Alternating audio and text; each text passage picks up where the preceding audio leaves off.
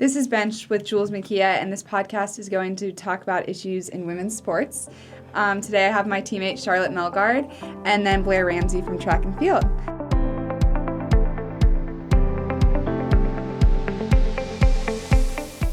So thank you guys so much for being here. I'm really excited to start this podcast. Before we start anything today, I wanted to issue a disclaimer. So this podcast includes the opinions of Uncut and guests. The content here should not be taken as medical advice and is for informational purposes only. Because each person is so unique, please consult your healthcare professional for any medical questions. The views and opinions expressed in the podcast and website are our own. We want to give a quick trigger warning as we will be talking about disordered eating and eating disorders as well as body image. We will bleep out diet culture stuff like weight and calorie numbers as they may be triggering to those with eating disorders. So, as mentioned, today we're going to talk about eating disorders and body image. And I would like to introduce our guests, Charlotte and Blair, and just talk a little bit about yourselves, and then we can talk about your journeys. Go ahead. Okay. I'll start us off. So I'm Blair. I'm from Greensboro, North Carolina. Tar Heel born and raised, senior studying psychology and religion. And my story with disordered eating and eating disorders really starts in high school. So just rewinding about 4 years to when I was a senior in high school, I'd say I had a pretty normal relationship with food. I ate when I was hungry, or it was a social thing to do, or I was craving something sweet. And I didn't really think much about or wasn't too preoccupied with what I put in my body. But as far as the body image and running side of things go in high school, I was always really aware that I wasn't the smallest on the starting line. I would look next to me and at races see other girls that were a lot smaller and running the same times or faster than I was. But as I was PRing and running well, why would I change if what I was doing was working? There was no reason for me to make a change. But my senior year spring, after I'd signed to run at Carolina, I got really scared about the notion that I was going to be at the bottom of the food chain, that there were going to be a bunch of girls who were faster than me and stronger than me with more years under their belt. And when I looked to them, they were also all smaller than me. And that was really intimidating. So I thought that the way that I was going to be competitive with them was to make myself smaller. And that was going to be my edge. Because in my mind, I didn't know what else I could do to become faster. I mean, I slept 9 hours a night, I ate well, I lifted weights, my mental game was fine. I had a really great balance in my life with things that mattered to me. So losing weight was something that I could quantify and that I could see in my eyes returns on the track.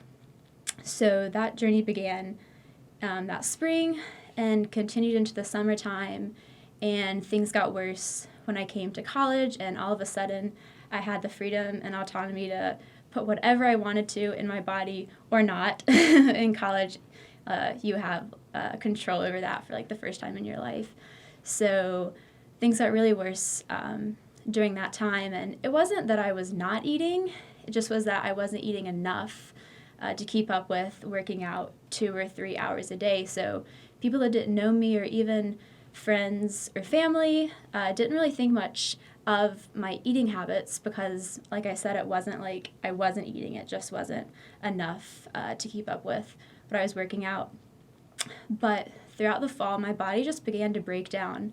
I had a terrible time sleeping. I got sick and couldn't get better. I was running terrible races, like the worst of my life. And anytime I'd talk to my mom on the phone or she'd visit, she'd ask if I felt strong. And that was kind of her way of checking in with me, seeing how things were going. In high school, she'd always ask me that after races, did you feel strong? That was kind of her code of how did the race go without her saying, how'd you feel? Did you feel strong? So when she would ask me that, I would tell her that I did feel strong. And she believed me, and I believed myself too. And a part of disordered eating is that you don't really realize that it's an issue while you're in it, and it sometimes takes some outside perspective to realize that there's something problematic going on. So that continued throughout the fall, still running bad, still feeling pretty terrible. And that January, I was diagnosed with a stress fracture in my shin. And that was kind of a wake-up call for me that I needed help. It took being sidelined for like 3 weeks for me to admit to myself and others that I needed help. So I talked to my coaches and nutritionists and teammates, and they all listened well and supported me on my journey to wholeness again. And I thought I was in a pretty good place after I went home that summer, and I was, but I didn't realize that the long-term effects of this period of restriction that would have on my long-term health. And in some ways, I think my body today is still broken dealing with the effects of restriction. I'm in a lot better place than I was then, but I'm still feeling the effects of that. So that's my story. Thank you for sharing. Yeah. Charlotte, I am obviously familiar with your story, being that you're one of my best friends. Yeah. And I hear a lot of similarities between some of the stuff that Blair just discussed and some of the stuff that you've shared with me. So I'd love if you could share your story and like up till now and everything. I'm Charlotte. I'm from Chicago, and I'm a sophomore here at UNC. And similar to Blair's story, it all happened the spring of my senior year of high school. I rode lightweight all of my high school career, which I loved and I wouldn't change. And for those that don't know, lightweight rowing is just like a separate category. There's open weight and then there's lightweight. And open weight is just anything, and then lightweight is you have to be so like you're trying to be basically like you're trying to be the max of the smallest you can be. And it's just a way for people with like a smaller build to compete at a higher level for their like size, which is a great thing. It offers a lot of smaller girls the opportunity to compete at a really competitive level. Mine wasn't driven from like sports really. I would say like I was definitely over the weight that was lightweight rowing, so I was used to every year having to cut weight, which I did healthily. But then it was in those off seasons where I would see the weight gain back on, and like just seeing that number change on a scale, like there was something about that just made me feel like, oh, like I don't want to see that. So then my senior year in the spring, I think it was sort of the disconnect between like what a girl's supposed to look like in society and then an athlete. Like I felt like all my friends who weren't rowers were a lot smaller than me, and they played sports that like it was, I don't know, rowing I think gives you kind of a different build, and it's not something that always is attractive, arguably, like so I think I became really conscious of that. And then I was my fastest and my healthiest and my happiest the fall of my senior year. And I was so excited. That's when I committed to UNC. Like, I was really, honestly, the fastest I ever was at rowing, and the biggest I'd ever been in my life, which was a completely normal size. But I just felt like I was so much bigger than, like, the rest of my friends who weren't rowers. So that winter was actually when I started losing a ton of weight. And I don't even think I realized what I was doing until one of my good friends on my team reached out to my family members. So then they expressed concern, and I had to go talk to someone about my eating, and sort of just like, it was kind of my family who called me out on it, and I started to realize that I had a problem, but no one really knew what to do. And it's not something you can really tell. Like, I was doing things behind the scenes that my family wasn't aware of. So that was happening, and then I don't think I fully like accepted the fact that I had a problem until I got to UNC, because I was really small that spring, and then that summer coming here I kind of just was hanging out with friends, training, doing whatever. And then when I finally got to UNC, like, I began to lose even more weight, and I think it was because once I got here and I was competing with people that were healthy their whole senior year, I was like at a huge disadvantage and wasn't pulling times I was used to seeing that previous fall when I was at my fastest. And I think like the reality set in that I had like kind of dug myself into a hole, and I was at this disadvantage, and it really stressed me out. And then throughout my entire freshman year, I just went through this even larger weight loss process. Like, I was just losing all this weight. I wasn't changing my eating habits. Like, I wasn't doing anything. I think it was just the anxiety, like my body reacting to just, like, having this anxiety that I knew that I was kind of, like, I had harmed myself and I didn't know how to come back from it. So I had to, we talked to trainers, like, I had to get a colonoscopy. Like, people thought, like, we all thought it was, like, a gut problem. Like, I was just constantly going to the bathroom. No one could figure out why. I wasn't taking any laxatives, nothing.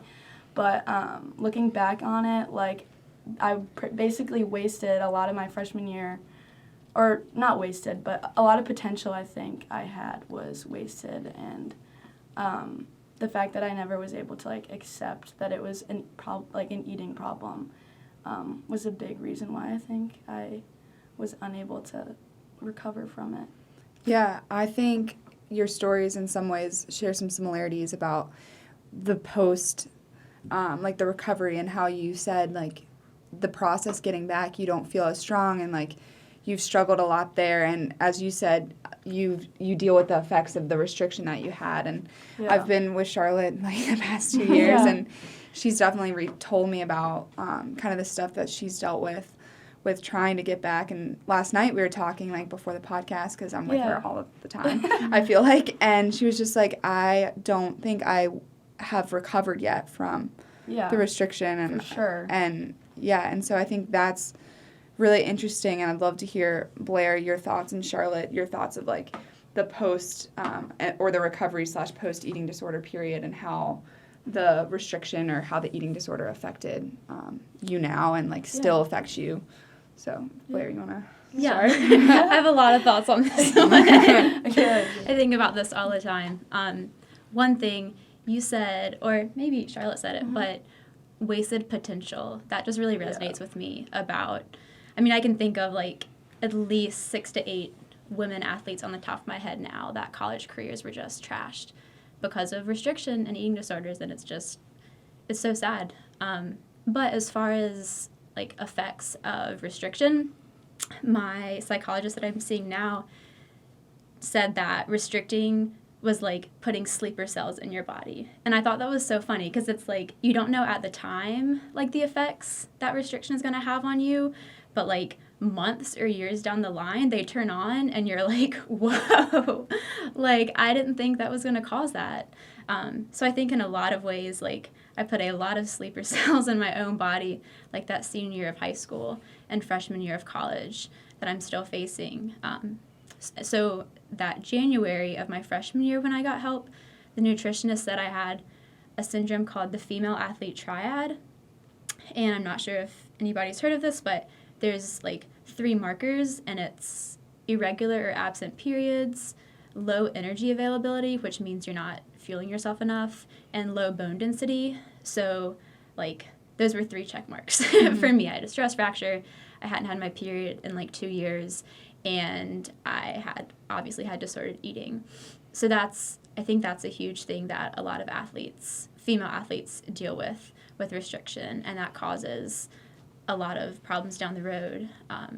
But for me, as far as, like, my body breaking down, so that fall, I had a huge sleeping issue. I was in a dorm room, so, like, that causes, I just told myself, like, you don't sleep in a dorm anyways, like, but it really was, like, when I was starving my body of the thing that it needed to function, like, it just started to shut down. So sleeping was an issue. I got a really bad cold and could knock it for, like, 5 or 6 weeks, which is not normal. My immune system was just shot.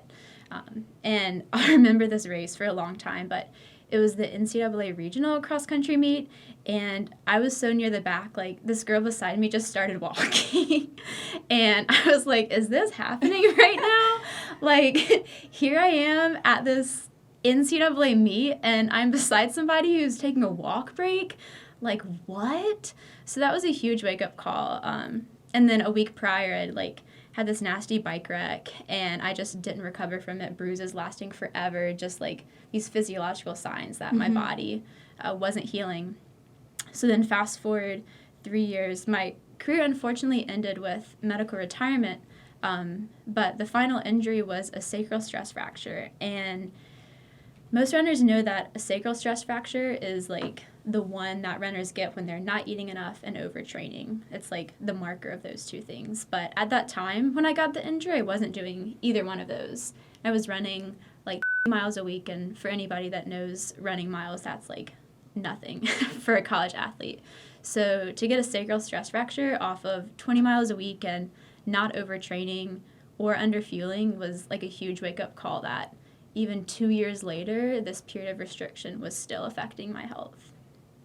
Yeah, that's so interesting that you say that, and I was just shocked by some of the stuff that you said, and I can't imagine what you've been through. So again, just thank you both for sharing your stories. I think what we're doing today and just talking about this, because it's not talked about enough. I always grew up playing soccer, and to my knowledge, did not have a teammate that had an eating disorder, but you never know what goes on behind the scenes. I did have a best friend who would diet all the time in high school, and I would always say, I was like, that's just not healthy. Doing that to yourself is not healthy.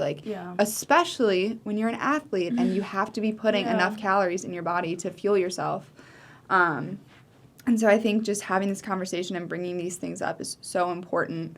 And I think for me, I started to notice all of the things around me when I got to college. I've been fortunate enough not to deal with an eating disorder, and so that's why I really respect you guys and thank you for being here. But I think for me, my thing has always been body image, and I have to really thank my mom because she's always instilled upon me, you can never really change who you are. You are who you are, and you need to be happy with who you are. But when you deal with stuff like this, it's just you can't control that. And I think I've always just had to remind myself that I am an athlete and I look different than a lot of my friends in high school. Like what you're saying, I had friends that were so skinny, I swear, you could wrap like this around them. And I'm like, that was always such a difficult thing for me to deal with. All my friends were so thin, and we would go to the pool in the summer, and I'm, thick thighs soccer player. I'm like, geez, so that was always really difficult for me. And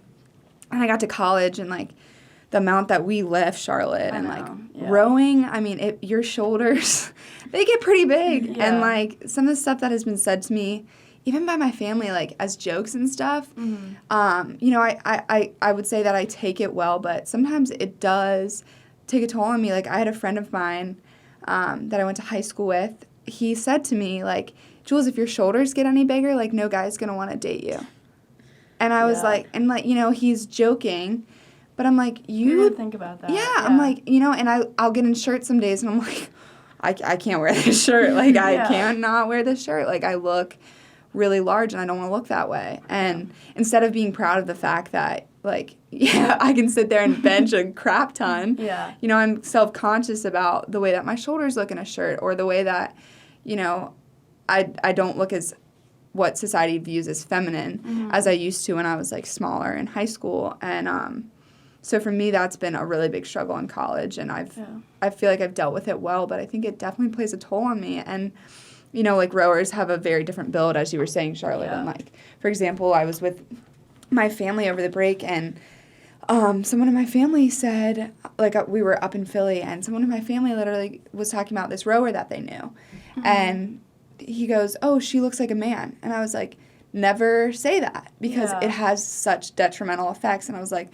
first of all, this woman has won a silver medal, I think, or something like that. She competed in the Olympics, so she's dope. And instead of priding her on that, we're looking at her body instead of looking at her as an athlete. And I think that's the biggest underlying issue of female athletics. No matter how good we are, no matter what we do, it's always tied back into how we look. Serena Williams is the best example. The greatest athlete right now. She is. And her body people will argue. More than anything else. Yeah. She looks like a man, or she's too muscular, or she's too strong. It's all right, I've had enough. And it's just such a harmful culture, all of this stuff. And I think some of the stuff that you guys have dealt with, some of the stuff that most college athletes have dealt with, is just a culmination of this toxic societal pressure and culture. And then, Charlotte, we've talked a lot about this, and Blair, I'm sure you have plenty to say regarding the difference between what society views as beautiful and then what you need in sports to be successful. And I was talking to one of the girls on my team this morning. We were talking about you need to be toned, but you can't be too toned. Yeah. You need to be ripped, like if you're an athlete. But if you're ripped, then people in society don't view you as quote-unquote attractive. Yeah. And I think all of this just culminates into such a large issue and only continues to put extra pressures on female athletes because our bodies are still looked at as, like, we need to be attractive instead of being a successful athlete, like, or like you can't be, you know, like you can't be both. Yeah. And so if anyone wants to talk to that or like anything that they've dealt with, like comments that have been made to them about their appearance rather than their performance, Yeah. Actually, like, first semester when we were going out together, I remember it was some, like, cocktail during the day, and I was wearing some dress, and I was out in public. Some man came up to me who I, like, didn't even know, and we started talking, like, I don't even know. Yeah, it was, like, a dad, too. It wasn't even a kid, like, an ignorant kid. It was a full-blown father, and he was, like, talking to us, blah, blah, blah, like, oh, you play a sport here? Great. Like, what do you play? Oh, I'm on the rowing team. And he was like, oh, girls don't, like, he's like, rowers don't look like that. And I was like, oh, what do you mean? Like, you want to explain that? I remember that. Yeah, and he was like, oh, well, you're just wearing a really girly dress, and you're not as big as I would have imagined. And I was like, okay, well, thank you, I'm going to go. Like, it's stuff like that just, and if I had already not gone through all this, I genuinely think that would have made me be like, oh, like, it's just small comments that add up for sure, too. Like, your feelings, I don't even think I'm, like, someone that takes anything seriously, but just having repeated comments, like, it gets in your head. Yeah. And then in high school, too, I just think the way, like, males talk a lot is kind of ignorant, or they don't even realize the effect it's going to have on the people around them. So just, like, a lot of my guy friends would joke around and say things about, like, women's sports or just girls' bodies that I always looked up to or thought, like, these girls were super athletic, and they would be like, ew, she's so big or she's so thick. And I was like, well, I thought she was, like, just some amazing athlete who I always have, like, aspired to be like. Exactly, so it's that kind of stuff where you're just like, oh, maybe I should think twice. And then, just those kind of instances, like, just the repetition of all that accumulates, and then you kind of just have this, like, cloud, like, looming over you. Yeah, for sure. It's definitely, like, a struggle, I think, too. Like, obviously females want to be both. Like, we all want to be a fantastic athlete, and, like, at the end of the day, like, everybody of course wants to be viewed as attractive. It's just a natural thing, and it's just it takes, like, a lot to realize, like, you don't have to conform to what people view as attractive, and it's such a hard thing to deal with, but people, I think, need to start being more aware of the comments that they make and the effects that it has on people. Like, telling somebody that they have man shoulders or look like a man or whatever, it can add up, you know, instead of being like, oh, and Rachel, the sports nutritionist, was talking about this, about complimenting people rather than their appearance. And, like, that's such an important thing that is so overlooked. Like, why do we always tie it back to appearance? You know, like, you had a great race today. Not like, oh, you look skinny today, or, like, you know, like, or, you know, like, Charlotte, you're a really nice person. Not like, oh, Charlotte, you look skinny. Like, you know, instead of, I think it's a very toxic thing, and Rachel and I were talking about that, and so I thought that was, like, such a thing that's overlooked. Like, why do we always tie compliments to how people look? Yeah. So. And I think a sad reality, too, is, like, once you hear all these things, and then you make this unhealthy change. Like, I always thought when I was, like, cutting weight or when I was losing all of this weight that I was going to feel so great after I did it. And then once I lost all this weight, I had no energy, like, had no personality, lost, like, a ton of friendships. Like, no one wants to hang around someone that's constantly just, like, exhausted and in a crabby mood because you're starving. Like, no one wants to, like, you're hangry all the time. No one wants to be around that. And then also, like, after I lost a ton of weight, like, my sister and, like, my dad, like, people are like, you look sickly, like, you look sick. And then it's like, okay, well, great. Now, like, I did the opposite of what, like, it's just you can't, there's no, like, happy medium. And then it's just really, I think, heartbreaking for people who think that, like, disordered eating is an answer to what you're looking for, because it's not. And then you just are made out to be some, like, gross, sickly, skinny, like, it's just never there's no perfect answer. Yeah. And then as you're dealing with that, too, people are then making comments about it. Yeah. And it just continues this trend. And then people are like, oh, ew, she's so gross, she had an eating disorder. Or like, oh, it's such a shame. Like, then don't say things like, well, you looked like a man when you had your, like, you know what I mean? Yeah. It's and instead hard. of being supportive. And I don't think people are doing it on purpose, and I don't think the culture is, like, always, you don't realize what you're saying is, like, not positive.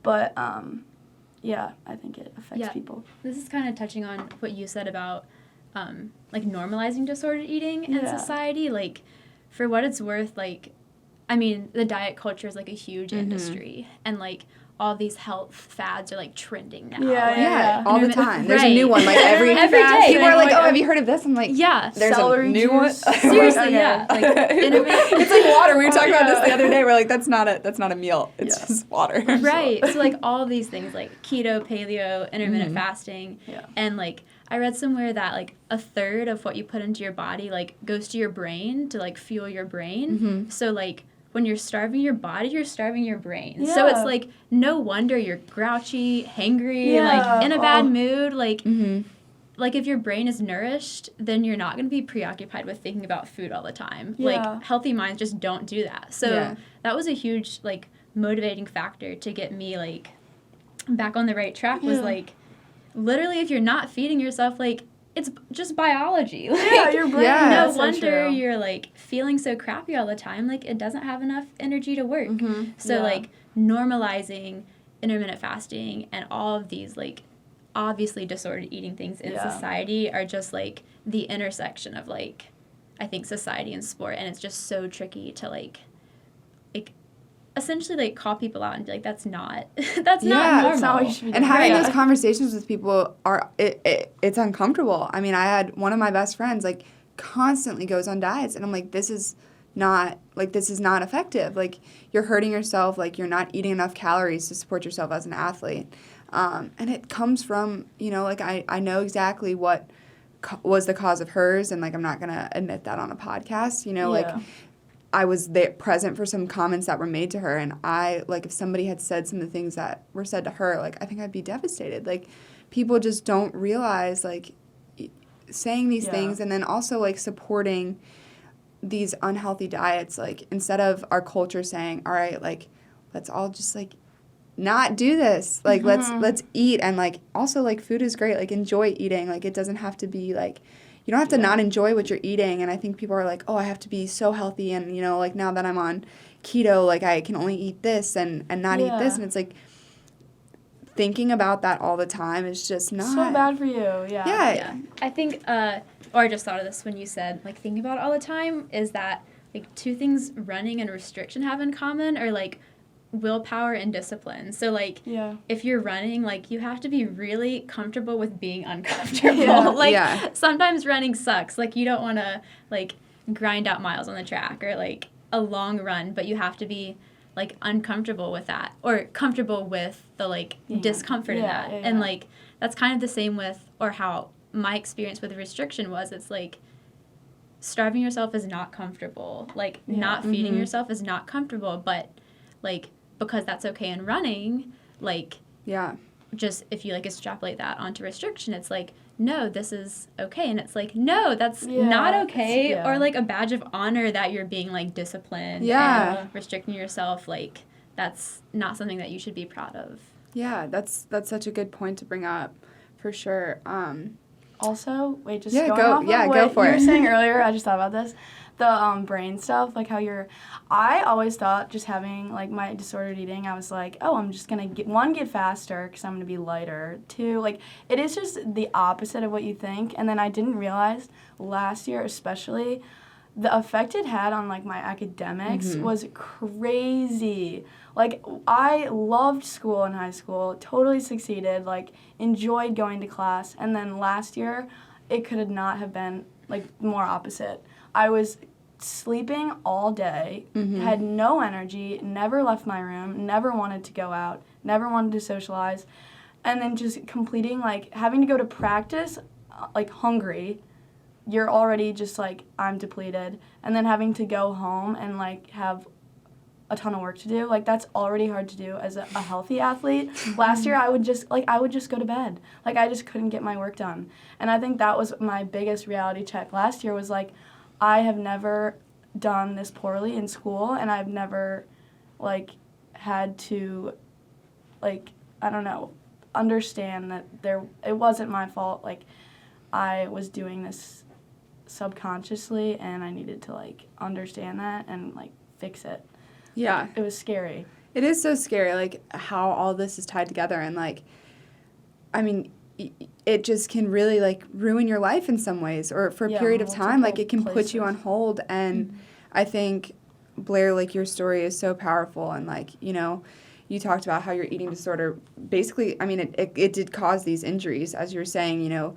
And they warn us every year, the nutritionists, they're like, guys, like, if you think you have a problem or you notice a teammate has a problem, like, you have to speak out because it can lead, when you lose your period, it can lead to broken bones. And broken bones, like, can really put a damper on your career. If not, you know, Blair, like, you have been through it. And just, I can't even imagine. Yeah, I really can't.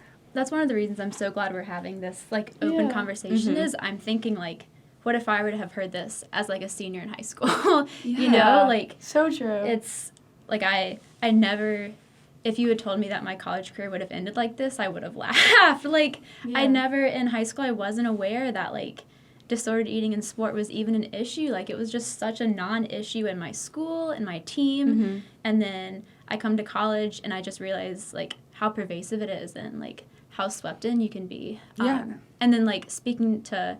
like, coaches and nutritionists, it's, like, it's not enough to be, like, neutral on the issue, to not say anything. It's, like, such an issue that you need to address it. And like you said, if you do see an athlete or a teammate struggling, like, you need to say something because that could be their career on the line, which is not how either one of you want. Yeah, and of course, too, they're your friends and, like, bringing that up. And I think, too, I felt horrible after Charlotte last year opened up to me about that she was, like, dealing with the repercussions of her eating disorder, because I honestly just wasn't paying attention. You know, I wasn't paying enough attention, and I wish I, you know, had been there. Yeah, and it was my first year. Like, I should have taken the initiative to, like, tell or just have someone be aware of my situation. Yeah. Because, like, I didn't know anyone coming here from Chicago. Yeah. So how was someone supposed to identify that I was, like, having reoccurring issues? Yeah. Because I thought I was going to be healthy when I got here, so I felt no urge to, like, express concern to anyone.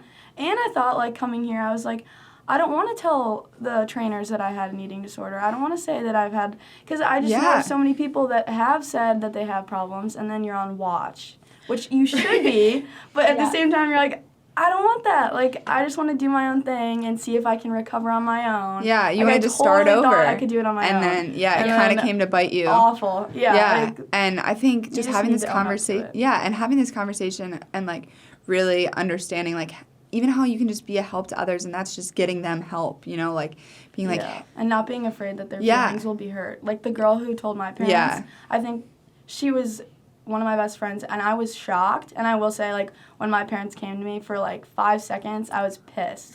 I was like, are you kidding? Like, who outed? Like, this is a joke. But now and you're now like... I'm like, you changed a lot of things that could have gone even worse, which is, like, the best thing you could do for someone. Yeah, and I want to talk about, too, me and Charlotte have had so many conversations about this, but, you know, lightweight rowing does give people an opportunity to perform, because, like, on our team, we always talk about our team is very different. Like, the bodies across our team is just very different. Like, we have girls who are 6'2", we have girls who are 5'2", so obviously weight varies based on that. But lightweight rowing gives people who are smaller a chance to compete, and even though that's great, lightweight rowing is 100 pounds. Okay, well, I'm like 5'7". And it's 100 pounds all of high school and all of college. Exactly. And, like, men's is and then when they go to college, it ups. Yeah. Like, at least 10 pounds. It just goes to show, again, that women, like, are supposed to stay small and how is someone little. Supposed to maintain the same weight? One, from high school, you're growing, and then 2, go to a college program. Where you're lifting. And up your volume an insane amount, and then, miraculously, you're just going to be the same size. And like, so, I don't know. we talk about this all the time. Like, how can, like, U.S. rowing, that's the standards that they set. How does that make any sense? And fortunately, we row in a conference. The ACC does not have lightweight rowing for these reasons because it's, if I weighed 100, like, I would be considered more lightweight, like, because I'm smaller. I'm just a smaller person. Like, I'm 5'6", and girls on our team are at 5'11".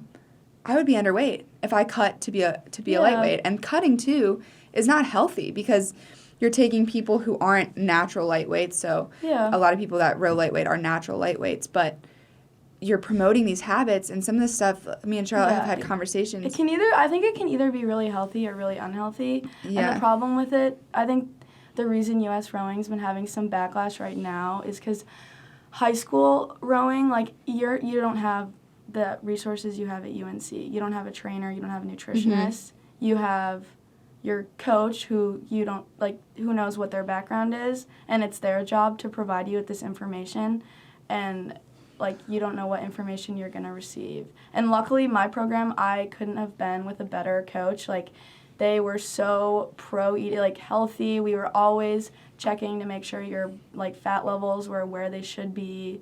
Like, everything they did in high school was right.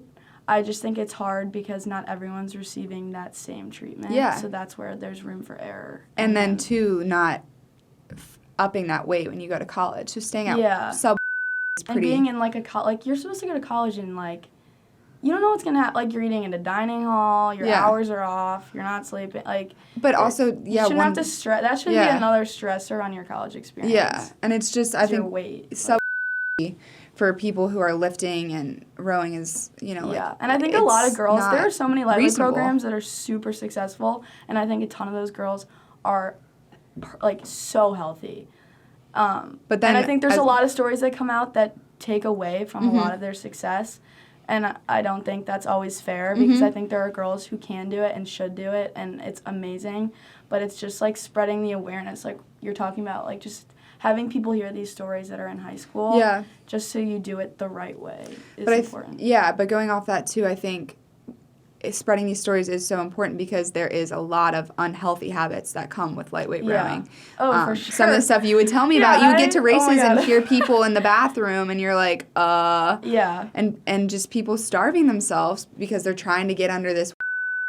I had to cut off a girl's entire ponytail to make weight. Like, that's just absurd. We'd cut out, like, our uniforms, we'd cut out the liner, like, I wouldn't wear a bra, underwear, nothing. Cut our hair, I'd take off all my jewelry, no socks, like, I was, like hold my breath on the scale, like, literally. Yeah, and, you know, your experience, like, as you told me, was healthy, you ate, you did things. I loved it, and I think I was healthy in high school till the end.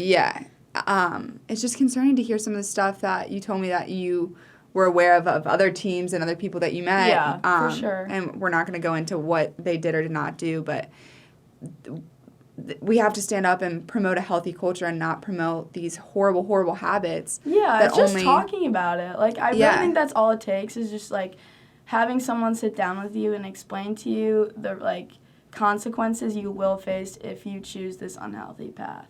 Like, that's all I wish I would have known because I didn't know that this was going to all, like, come out of this. Yeah. Running has, like, a huge similar culture. It's not, like, written into policy that you have, like, lightweight rowing. That's, like, ridiculous that even exists. But there are definitely, like, certain code words or buzzwords in the culture that have, like, bad connotations. So, like, race weight is a term that, like, coaches or athletes will throw around.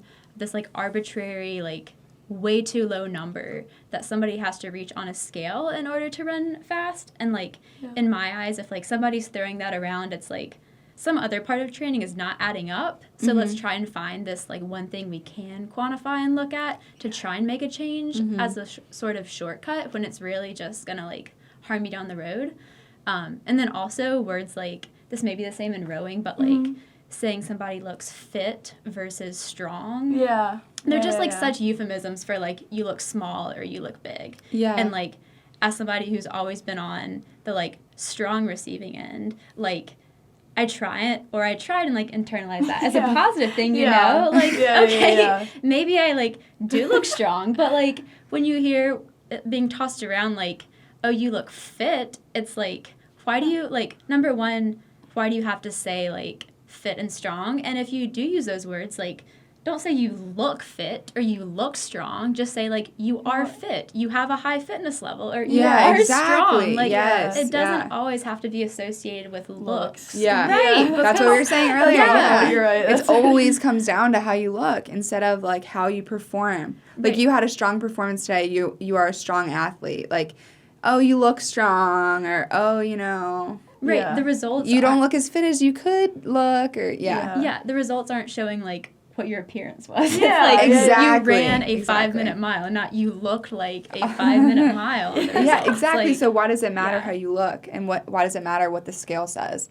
And I think that's, like, such an important thing, because it's like, if you're performing well at whatever weight you're at, why do coaches, and why does, not even coaches, because a lot of coaches, you know, don't support this type of behavior and things, but why does society say, you know, it has to be this way? And, like, Blair, like, you've spoken to it, but the thin runner stereotype, like, why do runners always have to be stick thin? Like, they don't have to be. You don't have to be thin stick to be a great runner. Like, there's nothing there that, you know. And I think a lot of coaches that I've, like, encountered don't, like, weight is a touchy subject. But, like, in athletics, I don't, like, I understand that, but to an extent, like, it shouldn't be, like, you shouldn't not be talking to your athletes about weight because you think, like, oh, it's touchy, like, you should make sure that they're healthy. And I think that's a huge thing, too. Yeah, and especially, like, not wanting to offend someone, I understand, but, like, knowing, you should be able to confirm that they're healthy and that they're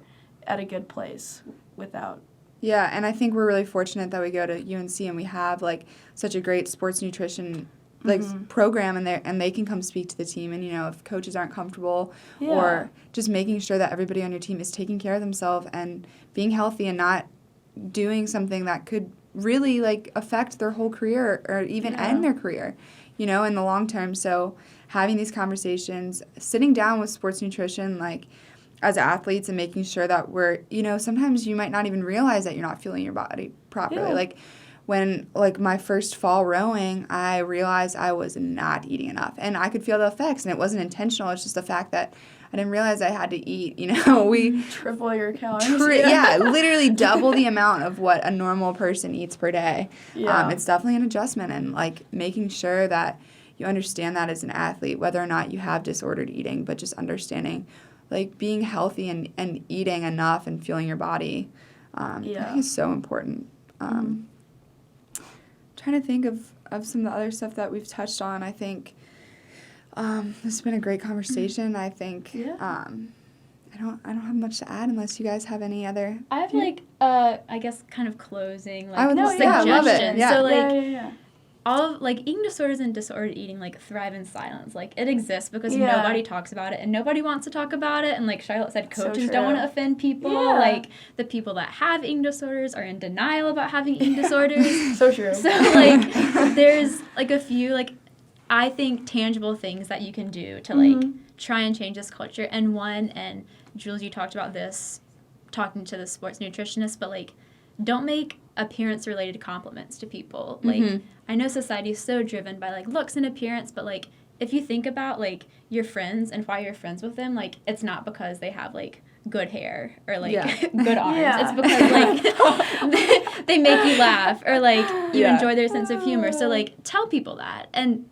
so, like, when you compliment people, can be an adjustment, but, like, try and go for those things versus, like, complimenting on somebody's body. And then, again, with the coaches thing, it's, like, coaches, if you're listening out there, like, just do not mention weight or food at all. Like, there's, like, billions of other conversation starters that you could have, and, like, to make a comment on what somebody's eating or their weight or your own weight or your own food choices can just be incredibly triggering for people. So, like, just don't even broach that conversation subject, and I think that will make a huge difference in the sport. Yeah, thank you, Blair, for sharing. And just going off that, we're going to include some additional resources for anybody listening. If they're struggling or if anyone they know are struggling, we're going to include some resources for you. And then specifically UNC athletes, if you're listening to this, just remember you have a whole sports nutrition staff that's there just to support you.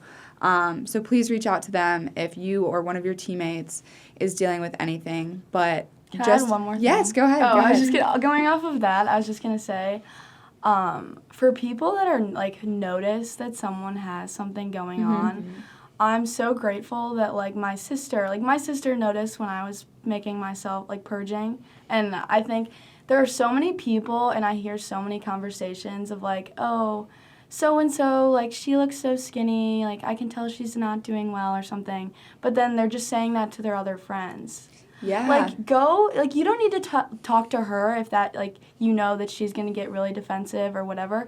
But, like, tell a family member or just tell someone that cares, that's close with them, so they can keep an eye on the person. And just, like, I think there's so many people these days, and, like, it's such a normal thing to be, like, oh, just talking about weight and commenting on how people look and, like, oh, she's too skinny, she's too this, she's too that. But, like, if you notice something, get someone help. Like, don't just talk about it and then throw it to the side and be like, yep. And continue to judge them. And, like, move on with your day. Yeah. Like, And get someone in their life yeah. to, like, acknowledge it too, just so they have someone to. Yeah, instead of judging everybody around you, like, we should be supporting our friends, our teammates, our family. And just because if they get defensive, don't just give up on the cause. I know a lot of people who've tried to help people with eating disorders who have then been, like, kind of, like, pushed them away, and then they're like, okay, well, she's being a jerk or being, like, mean to you because something's going on. Like, don't just let that initial, like,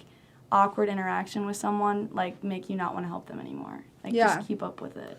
Yeah. And just again, like, we'll definitely provide resources, but we really hope that having this conversation today, like, gives people the confidence to seek help and hopefully can help people deal with this stuff before they ever have to go through what Charlotte and Blair went through. So, first of all, thank you guys so much for sharing your stories, because I know that's deeply personal, and it takes a lot of courage to come here and talk.